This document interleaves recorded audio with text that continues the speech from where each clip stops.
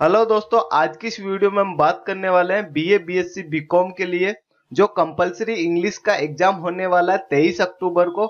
उससे रिलेटेड एक टॉपिक के बारे में हम बात करेंगे।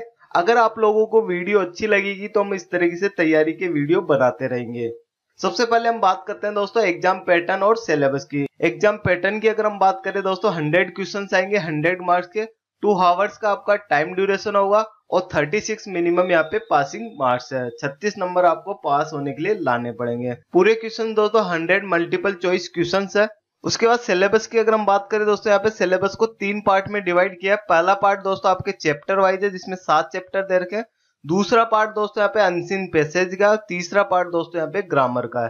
पहले पार्ट से रिलेटेड आपके 40 क्वेश्चन आएंगे। सेकेंड पार्ट से दोस्तों आपके 20 क्वेश्चन आएंगे अनसीन पैसेज से, और फिर उसके बाद ग्रामर से आपके 40 क्वेश्चन आएंगे। आज का हमारा वीडियो दोस्तों दी चाइल्ड जो कहानी मुंशी प्रेमचंद द्वारा लिखी गई है इसके बारे में।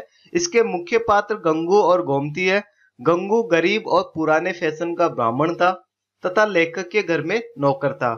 ब्राह्मण होने के कारण वह झूठे बर्तन साफ नहीं करता था तथा मालिक भी उसे ऐसे तुच्छ कार्य करने के लिए कभी कहता नहीं था। वह पूरी तरह से अनपढ़ था। उसके बाद गोमती की बात करें, वह एक विधवा महिला थी जिसका विवाह विधवा सदन के संचालकों ने 2 बार करवा दिया था, किंतु दोनों बार वह वापस लौट आई। इस कारण सदन ने भी उसको निष्कासित कर दिया। फिर वह मोहल्ले में एक किराए का कमरा लेकर रहने लगी। वह युवाओं की रुचि का केंद्र बन गई थी। गंगू उसे प्रेम करने लगा था और उससे विवाह करना चाहता था। इस कारण उसने लेखक के यहाँ से नौकरी छोड़ने का निश्चय किया। क्योंकि गोमती संदिग्ध प्रतिष्ठा वाली लड़की थी, इसलिए उसे लगता था कि इससे मालिक की छवि खराब होगी, इसलिए उसने नौकरी छोड़ने का निश्चय किया। लेखक ने गंगू को बहुत समझाया कि गोमती पहले ही 2 पति को छोड़ चुकी है और एक दिन उसे भी छोड़ जाएगी, किंतु गंगू नहीं माना और उसे अपने प्रेम और गोमती पर पूरा विश्वास था। अंततः गंगू ने गोमती से विवाह कर लिया और अपनी आजीविका चलाने के लिए फेरी का काम करने लगा, जिससे वह दिन भर में 1 रुपया कमाता था और घर का खर्चा चलाने के बाद मात्र 10 आना बचाता था। फिर भी वह बहुत खुश था और गोमती से बहुत प्रेम करता था। लेकिन 5 महीने बीतने के बाद गोमती बिना गंगू को कुछ बताए घर से भाग गई। गंगू को ऐसी आशा नहीं थी। वह समझ नहीं पाया कि गोमती उसे छोड़कर क्यों भाग गई। उसे लगने लगा कि शायद वह अनपढ़ होने के कारण गोमती उसे छोड़ गई। फिर भी उसे पूरा विश्वास था कि वो एक ना एक दिन लौट के जरूर आएगी। लेखक को अपनी भविष्यवाणी सच साबित होने पर बहुत प्रशंसा हुई और उसने उपहास करते हुए गंगू को बोला कि मैंने तो पहले ही कहा था। जाने से पहले गोमती ने अपनी एक मित्र को अपने ठिकाने के बारे में बता दिया था। गंगू को बहुत ही दुखी देखकर उस मित्र ने उसे बता दिया कि गोमती लखनऊ में है। गंगू शीघ्र ही लखनऊ पहुंचा और वहां महिला चिकित्सालय में गोमती को एक नाजायज बच्चे के साथ देखा। गोमती ने गंगू के प्रेम का सम्मान किया और उससे विवाह भी किया, किंतु वह नाजायज बच्चे को जन्म देने पर शर्मिंदा थी, इसलिए उसने घर छोड़ दिया और अपने दुर्भाग्य का शिकार थी। गंगू ने गोमती के अवैध पुत्र को अपनाकर गहन नैतिकता का प्रदर्शन किया। गंगू को गोमती के नवजात शिशु पर बहुत गर्व था, जिसे वह ईश्वर का उपहार मानकर स्वीकार कर लेता है। यद्यपि वह जानता है यह बच्चा उसका अपना नहीं है। ऐसा महान कार्य करके वह यह दिखा देता है कि वह एक विशाल हृदय वाला साहसी और मानवता का मूर्त रूप है। तो दोस्तों ये थी कहानी दी चाइल्ड। दोस्तों अब इस स्टोरी से रिलेटेड हम टेस्ट लगाते हैं जो क्वेश्चन आंसर आपके एग्जाम में पूछे जाने वाले हैं। तो पहला क्वेश्चन है दोस्तों, the story the child is written by. The child story किसके द्वारा लिखी गई है? मुंशी प्रेमचंद। तो यहाँ पे बी ऑप्शन दोस्तों यहाँ पे सही आंसर होगा।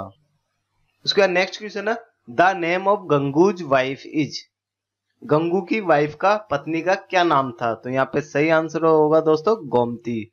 उसके बाद नेक्स्ट क्वेश्चन है, Gangu was full confident of. उसको पूरा विश्वास था किस चीज पे? अपने प्यार पे और गोमती पे। तो यहाँ पे ए ऑप्शन सही आंसर है। उसके बाद नेक्स्ट क्वेश्चन है, गंगू एज ए होकर अर्न, वो फेरी वाले के रूप में कितने रुपए कमाता था? तो डेली का 1 रुपया कमाता था। तो यहाँ पे सी ऑप्शन सही आंसर होगा, about A rupees in a day. उसके बाद नेक्स्ट क्वेश्चन है, Gangu had never expected this, what was this, उसने कभी इस चीज की कल्पना नहीं की थी, ऐसा क्या था? तो यहाँ पे सही आंसर होगा, why Gomti had left him, उसने कभी ऐसा सोचा नहीं था कि गोमती उसको छोड़ के चली जाएगी।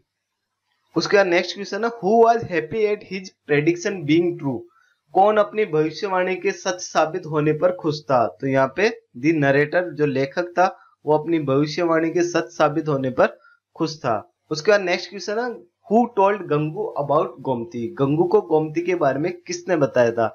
तो दोस्तों गोमती की जो फ्रेंड थी उसने बताया था कि गोमती लखनऊ में है। तो यहाँ पे राइट आंसर होगा सी ऑप्शन, गोमतीज फ्रेंड। उसके बाद नेक्स्ट क्वेश्चन है, in search of Gomti Gangu reached to, Gangu कहाँ गया था गोमती को ढूंढते हुए?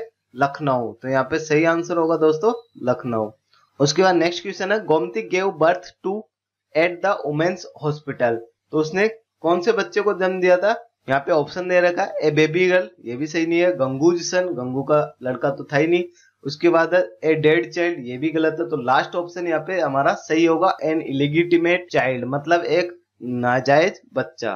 तो यहाँ पे दोस्तों हमारा डी ऑप्शन सही होगा। उसके बाद दोस्तों आने वाले तीनों क्वेश्चंस के आंसर आपको कमेंट बॉक्स में लिख के हमें बताना है। इससे हमें दोस्तों आपका रेस्पॉन्स पता चलेगा हमें नेक्स्ट वीडियो बनानी है या नहीं बनानी। तो हमारा जो नेक्स्ट क्वेश्चन है दोस्तों, Gangu's wife was admitted in hospital, तो यहाँ पे आपको बताना है कि गंगू की वाइफ कौन से हॉस्पिटल में एडमिट थी। उसके बाद नेक्स्ट क्वेश्चन है, when Gangu's wife come back to him, Gangu की वाइफ कब वापस आई थी? तो इसका आंसर भी आपको देना है। उसके बाद नेक्स्ट क्वेश्चन है, दी child story ends with narrator's, तो यहाँ पे जो स्टोरी खत्म हुई है वो नरेटर से किस प्रकार रिलेट करती है? तो ये ऑप्शन यहाँ पे दे रखे। तो इन क्वेश्चंस के आंसर दोस्तों आपको कमेंट बॉक्स में हमें बताने हैं। दोस्तों वीडियो अच्छी लगी हो तो प्लीज लाइक करें, शेयर करें और चैनल को सब्सक्राइब करना ना भूलें। धन्यवाद दोस्तों इस वीडियो को एंड तक देखने के लिए। मिलते हैं एक नए वीडियो के साथ। Bye bye, take care.